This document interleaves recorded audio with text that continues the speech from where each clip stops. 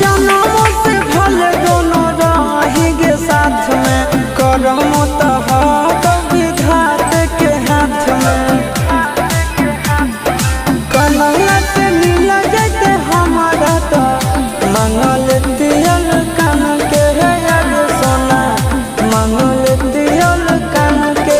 जोड़ी है बनावल भगवान के, दोस्त नहीं इंसान के है यार सोना, दोस्त नहीं